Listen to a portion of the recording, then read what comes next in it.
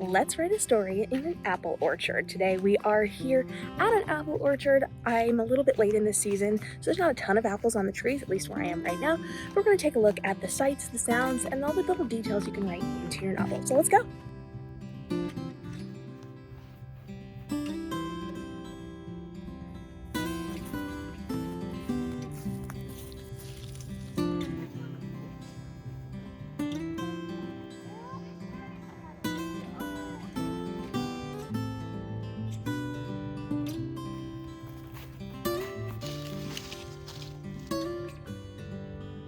The lighting in an orchard is magnificent, first thing in the morning and during sunset. The rest of the day, it's going to be incredibly high overhead, leading to shadows everywhere. It's going to be really hot, especially if you were going up and down the rows in the orchard. Right now, I'm on a mountain, so there's a ton of them here, and it makes it really not as fun to go in the middle of the day. So I highly recommend going early or late, or setting your story then late or early for your novel. These are the smaller trees. You can see comparatively they're very different than the larger, more developed trees. In fact, it can take 4 to 10 years for apple trees to start fruiting. So these are in the beginning stages. These are a little bit more mature over here. And as you can see, we've got the sights, we've got some of the sounds in the background, we've got the big blue skies and a lot of green. If you are in a mountain orchard, you may get some really cool views, but also there's equipment like this. You can see these are big plastic devices they use for toting a lot of their produce around, and they've got words on it. You can kind of see how that fits into your writing as an author. And they just kind of have these sitting out, and they've got signage down there and lots of rows of apples. So in terms of world building, you have a lot to work with. Now, in terms of being up on the mountain, it's typically kind of cold, so it's going to be windy. You're going to get a lot of exposure to the different types of weather up here. If your apple orchard is a little bit lower, it's not going to be the same. I've been in lower apple orchards, I've been in higher apple orchards, and it's usually cold. Although, because there's no big trees blocking it, it's just the apple trees, you're also going to get direct exposure to the sun. So it is going to get warm if you're in the direct sun, but then the wind is going to be really windy because it's up on the mountain, and the higher elevations means it is going to be colder. So make sure you take that into consideration as you're writing as well. Oftentimes in orchards, you're going to see a lot of other wildlife, especially wildflowers growing. So that's a really good detail to be writing in as well.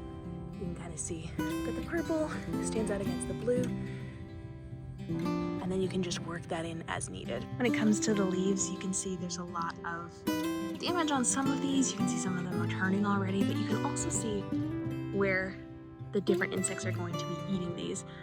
So detail-wise, that's really valuable to add into apple orchard scenes in your novels.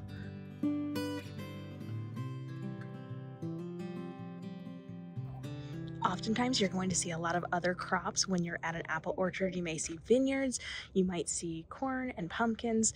So using those in the distance, or even taking a little side quest into those areas, is going to be really valuable. And of course, you've got the parking lot as well.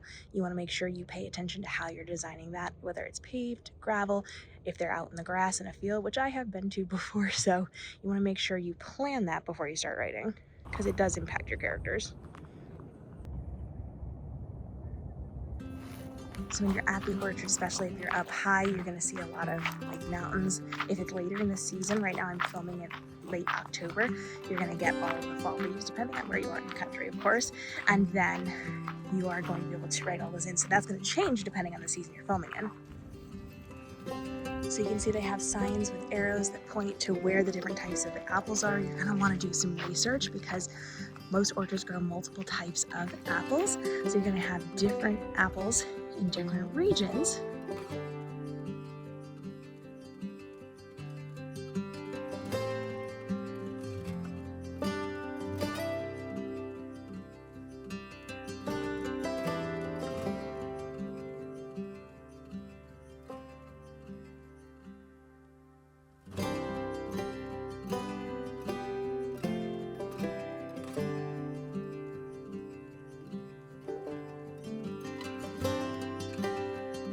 Now this is a great overview of what the rows are going to look like. So you can kind of see these are the younger trees and they are in the rows so people can walk down them.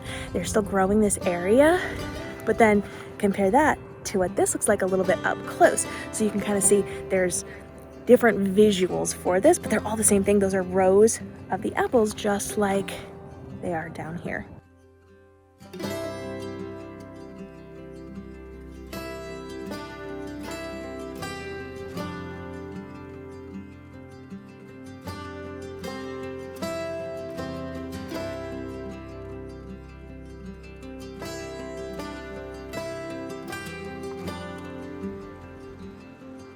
Tractors are going to be a big thing. They usually have a lot of food trucks and things so that you can feed the people who are coming, make some extra money. There's usually going to be a food stand. So as you can see, there's a lot of stuff just out, especially things like this that are going to guide people as they're walking around.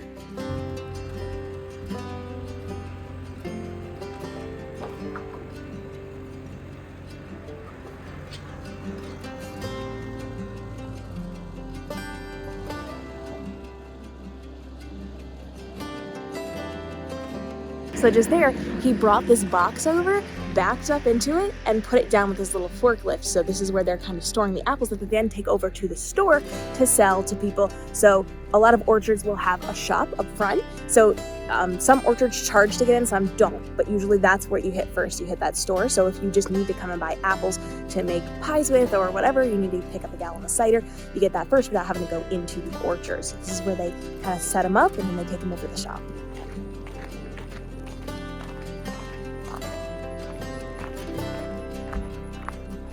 Sometimes there are houses on the property, and that's where people can either live if it's like a family-owned thing, or sometimes they just like kind of work from there. But you may see some of that along the way in some orchards, depending on the size and location.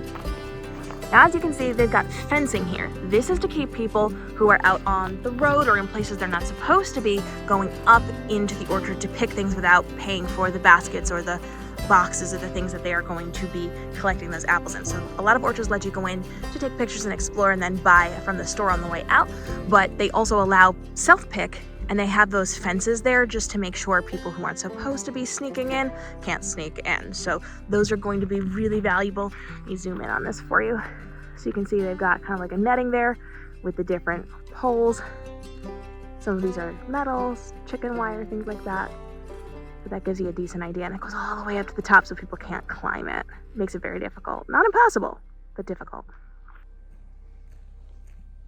Side note, make sure you read all the signs. All of them, because it says the apples are this way, not on the road. Guess who took the road and not the path? Because I didn't read the signs. Write that in your book.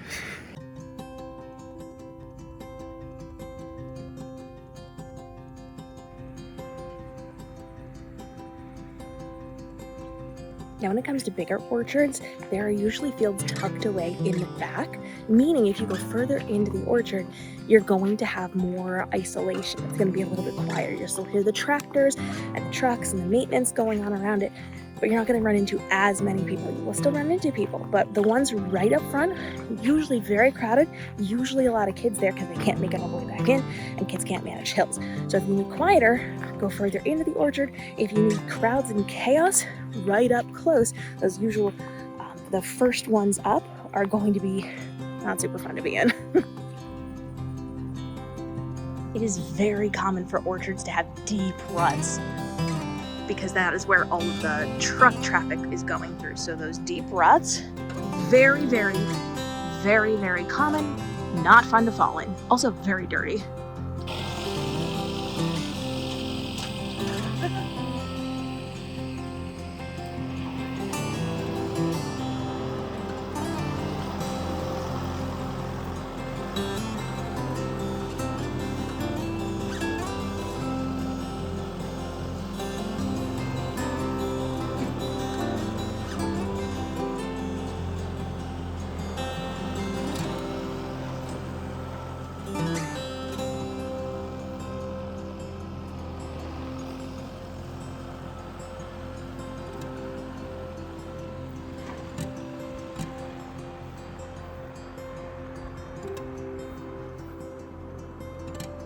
check this out. This is where he just dropped all of those apples. Comparatively, it comes up to not quite my hip, but that's filled with apples, and he's just moving those back and forth to wherever they need to be so that they can grab those and go when they need to put them back in the shop. How cool is this?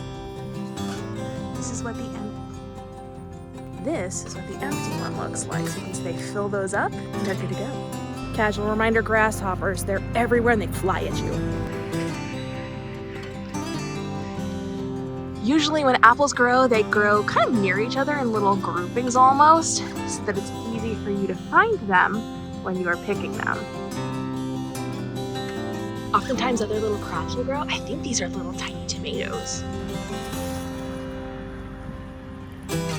Apples tend to fall, so you're gonna find a bunch of them on the ground. As you're walking around, there's more apples on the ground than on the trees. You're also gonna get rotting apples. And as you can see, there's a bee on this one. Look at right there. It is also incredibly important to note that fallen apples will decay. Animals will eat them, the bees will go after them, and they are really slippery. And also the smell is not great. It's not great. So you want to make sure you're being careful as you're walking because of the ruts and because of all the decaying apples everywhere. It's not pleasant. You're also going to find a lot of garbage out on the trails. People just leave things. I found tin cans, plastic, all sorts of stuff.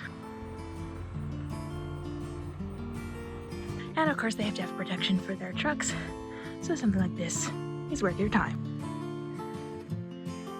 The main area may look something like this. Some orchards are just orchards, but some of them have things to do. So you can see that right there is where they get food. That's the shop over there. This is like a pavilion with the shop stuff. So there's little photo ops and cute little things out and about before you get into the orchards. In orchards with places like overlooks, you may find something like this. That actually looks very Italian in my opinion. They got the bushes with the flowers and the mountains, but they also have like picnic tables. And this is the shop. You can be up on that railing so that you can also get those looks from up above to a little bit higher above the crowd if it gets really crowded down here, which it does.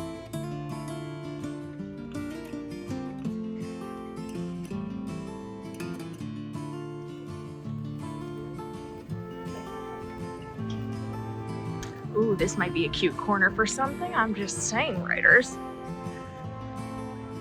And so as you can see, this is the overlook. You can see all the people below. There's picnic tables up here, but it is shaded because the building is here.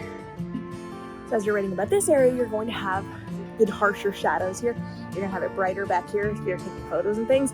This is not a great place to take photos because it's so dark because of the building shade right here. As you can see, it kind of equalizes out my skin tone, whereas this makes it blue because of the background. So there's a lot you can do here and then the store. So they've got pumpkins and gourds, baskets, there's cider over there, and then lots of applesauce. Applesauce is so good. Bags. They've got like games and extra things that you can do as well.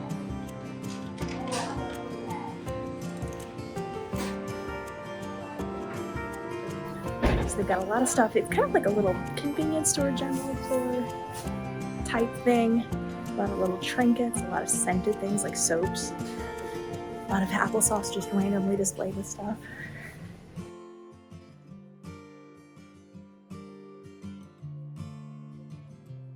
Oftentimes you will find things like syrups and waffles. That tends to go with the orchards.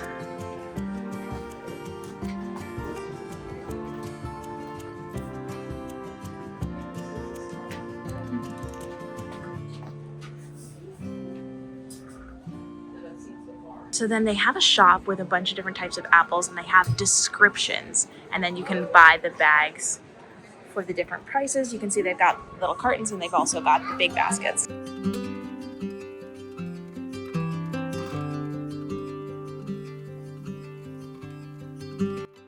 And every orchard is going to be different, so you have the ability to pick and choose what you're going to be doing and how you're going to be doing it. So this is our official behind the scenes on writing a novel set in an apple orchard. Go ahead and drop your questions. I grew up next to an apple orchard, and then I've always historically gone to apple orchards over the years every single fall, so this is time to drop those questions and let's get your novel written. Let me know, where should we visit next to give you the behind the scenes look at how to write XYZ inside of your novel.